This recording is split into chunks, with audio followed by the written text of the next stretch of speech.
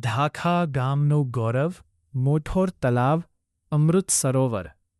આજે આ વિડીયોમાં તમે જે દ્રશ્યો જોઈ રહ્યા છો એ માત્ર માટી અને પાણીના દ્રશ્યો નથી. એ ધાખા ગામની એકતા, સંકલ્પ અને મહેનતનો જીવંત ઇતિહાસ છે. છેલ્લા 106 દિવસથી ધાખા ગામમાં એક જ ધૂન ચાલી રહી હતી. ગામ બચાવવું છે, પાણી બચાવવું છે, આવનારી પેઢીનું ભવિષ્ય બચાવવું છે. દિવસ હોય કે રાત, તડકો હોય કે થાક, પણ ગામના યુવાનોના જુસ્સામાં ક્યારેય ઘટાડો આવ્યો નહીં. કેટલાયે રાતો એવી ગઈ જ્યારે આખું ગામ સૂઈ ગયું, પણ મોઠોર તલાવનું કામ ચાલુ રહ્યું. મિત્રો, આ કાર્ય કોઈ એક વ્યક્તિથી શક્ય નહોતું. આ કાર્ય ત્યારે શક્ય બન્યું જ્યારે ધાખા ગામના 18 આલમ એક થયા.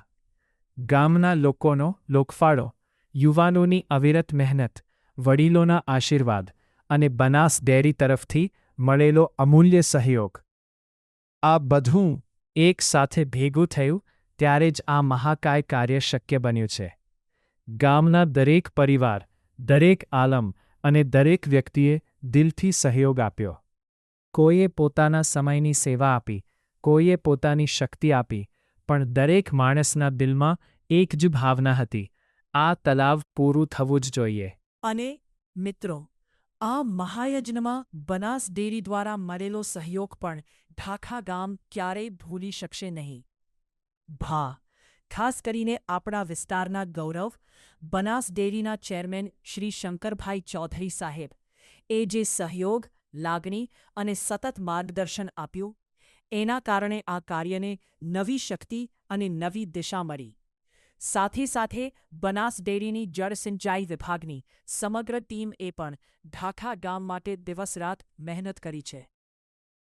આ કાર્ય ઝડપથી અને સફળતાપૂર્વક પૂર્ણ થાય એ માટે ટીમે જે પરિશ્રમ કર્યો છે એ ખરેખર કાબિલે દાદ છે.